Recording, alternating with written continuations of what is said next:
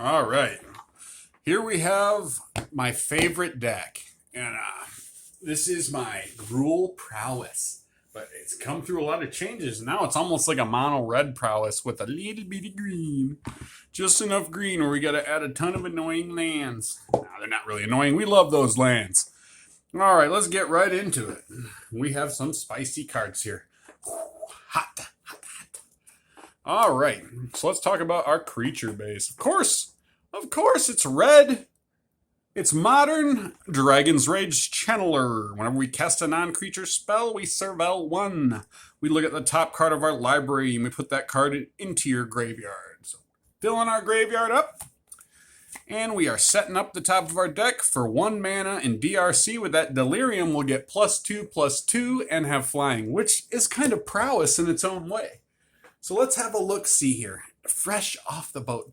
We have Monastery Swiftspear here. Look at that.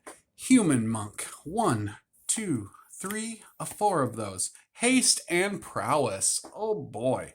So you know this thing's closing out games. This is just a beauty in this deck. And I love this version. It's such a beautiful version of that card. All right, let's see here. And what do we have? Soulscar Mage, of course. This is Monastery Swiftspear Light.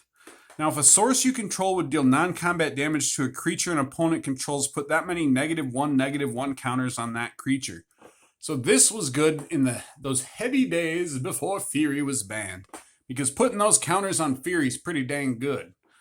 1, 2, 3, 4. We have 4 of those. So putting those counters on stuff is great. And I just love the version right here. A lot of people hated this version, but I really like this version. And I think it's a wonderful... These versions, they just really look good together. So, go DRC. All right, we have Questing Druid. This is what, in my opinion, gave life again to Gruul Prowess. So, Questing Druid. And why is one of these like this? Because I sideboard these sometimes. So, this is the one I sideboard. It's Mr. Sideboard. So, Questing Druid has this wonderful adventure attached to it. Seek the Beast! Instant adventure. Exile the top 2 cards of your library. Until your next end step, you may play those. So this is better. You see, like, what I like about these adventure cards is Questing Druid by itself. Whenever you cast a spell that's white, blue, black, or red, put a 1/1 counter on Questing Druid. I don't think I'd put it in my deck. But add this to it, this instant speed Seek the Beast, then it's good. You take 2 okay things and put them together, you got, wow, man. That's pretty dang cool. So we got 4 of those. Now, Abundant Harvest. This is where things get a little different now. For a long time, I did like a Breach mana base for my Prowess deck. And it served me well when I was running things like Weather the Storm. Or even, I don't know. Abundant Harvest, I always ran 4 of them is what I'm getting at. But with Abundant Harvest, you can choose land or non-land. Reveal cards from the top of your library until you reveal a card of the chosen kind. Put that card into your hand and the rest in the bottom of your library in a random order. So this is wonderful. I don't think I need to explain why, but I will. So I run 18 lands in this deck, but this is like having 20 lands. So I'll never get flooded with land. If I have one of these, I can choose non-land. If I need a land, I can choose land. So just running 2 of those. Right here we have Crash Through. Creatures you control gain trample until end of turn. Draw a card. So turn 3, if we have our Prowess gang out, we've done a couple of spells. Non-creature spells, our Prowess gets bumped up. Crash Through, that's going to guarantee that we get that damage through. So, and draw a card. Can't go wrong there. 1 red. So Lava Dart. This is so wonderful. Lava Dart is a card that is very centerpiece to this deck, I think. So Lava Dart deals 1 damage to target creature or player. Okay. But we can flash it back by sacrificing a mountain, which we're not too bothered by that, to be honest. Doing that just 1 time will give us that extra little bit of prowess count we may need. And it'll close us out really good. So very cool. Those are becomes a nice thing to have in the graveyard. Of course, we're running Lightning Bolt, and this is probably one of my favorite versions, and I think this lightning bolt looks absolutely phenomenal with these sleeves. I think these colors together look amazing. But just my opinion. But lightning bolt, again, it's a staple. Lightning bolt deals 3 damage to any target. All right, now we have mutagenic growth. We're running 4 of these. Target creature gets +2/+2 until end of turn. Life is a resource, friends. So with that Phyrexian, we can play mutagenic growth. Pay 8 life. And if we have a couple of prowess creatures, DRC, go like that. Just say there. All right. Say, you know, turn 3, turn 4. Say turn 3. We're going to be paying life. That's true. But just think how we're going to be beefing those up. Because pretty much each one of these is going to give these +3/+3. Because of the prowess trigger. So these are just wonderful. So +2/+2 would be... immediately gets huge. And then things like Manamorphose. A free spell. It basically add 2 mana, any combination of colors to your mana pool. Draw a card. Absolutely amazing. That too is going to stack trigger on our gang there. So it's not necessary. I mean, this isn't going to happen. It's crazy to think it would. But do you see how if that did happen, something like that, this crash through is just wonderful. And even if you're not going for like a big kill, crash through is just wonderful. So that is there. All right, let me get those picked up. I should wait till the deck tech really to do that. But whatever. We do what we feel, right? Let's get back to where we were. To right here. The baubles. Okay, so we showed Manamorphose. Now these baubles, these are great too. They're free to play. They're Sacrifice Mistress Bauble. Look at the top card of target player's library. Draw a card at the beginning of the next turn's upkeep. So it's a card draw. You get to take a peek. You can take a peek at yourself. Thing like this is very wonderful to use if you're aware. Dragon's Rage Channeler, if you play this, you can look at the top card. So if, you know when you want to do it. If you want to take a peek at it with Dragon's Rage Channeler, then crack a fetch land. Very good. Look at those. Those are nice. All right. Anyways, 2 Underworld Breaches. Underworld Breaches. My Underworld Breaches are so full of steeches, I don't know what to do. I think I need new breaches. Okay. Anyways, I know. I can't be serious. What's wrong with me?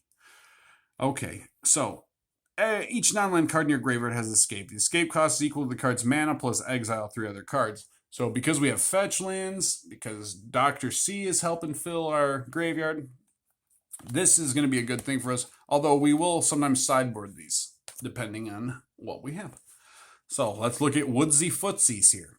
Woodsy Footsies. Pay 1 life, sacrifice Wooded Foothills, fetch lands. No introduction. We got 4 Wooded Foothills. 1, 2, 3, 4 Arid Mesas. And I think that's it. Yeah, that's right. We're just running 8 fetch lands. We went down from 9. So we have our fetchable lands here. We have 4 Stomping Grounds and 4 Mountains. And then an interesting addition, but one that is just very wonderful in the deck, I found. I'm really loving this in the deck, is Sunbaked Canyon. So this is essentially a land, but it's also a card draw for us, because it's just something like being a fast deck like this, if we run out of gas, that's another way to draw us cards. It's really good. I absolutely love it in the deck. Just like you're running 4 of them in burn. Some people run 5 of those type of lands in burn. I don't. But, I mean, you could. So let's take a peek here. What do we have in the sideboard? Pretty much, sideboard stays a lot the same in this deck. We have 2 Destructive Revelries, because I really like Destructive Revelry. Some people are like, why do you run that? There's better things, like Ancient Grudge. Well, I have an Ancient Grudge in here too. So destroy target artifact or enchantment. That's great. Destructive Revelry deals 2 damage to that permanent's controller. That's what I like right there, that 2 damage. And we have, I mean, we're splashing green in our deck, so why not take advantage of it? I say, I mean, that's what's cool about Destructive Revelry. You got that green cost. We can pay it, no big deal. Running 2 of those. An Ancient Grudge. This is such a cool card. I love this card. Destroy target artifact that flashback. Cast it from your graveyard for its flashback cost and exile. It's essentially 2 cards is what this is. And just like if we want to fill something into our graveyard, to play that out of the graveyard, it's just wonderful. I love this card. I can see why people do tell me that, but I do like Destructive Revelry better just because of that 2 damage. Now, Blood Moon. This is where things get interesting. I play a lot of games with a lot of like multicolored decks. So that's why sometimes my sideboard, people, they'll wonder like, what? That's a little different. Well, it's because what I come across. My sideboards are very specific to what I come across. So 2 Blood Moons and an Alpine Moon. These really, really close out games for me. They make the games go a little longer. They make people put enchantment hate in their deck to deal with me when they play me. I love them. And right here is a card that I love in this deck. And this is an old school card, really, to me. I mean, you know, you don't see it much. But this card was like the terror of Standard in its day. So whenever a player casts a red spell, you may gain 1 life. So if I'm going against Burn, 1, 2, 3 of those, you know it, man.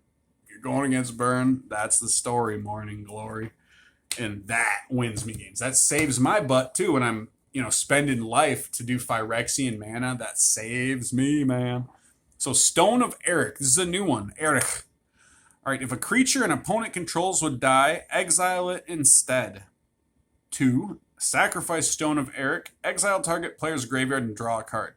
So Soul Lantern is a good card.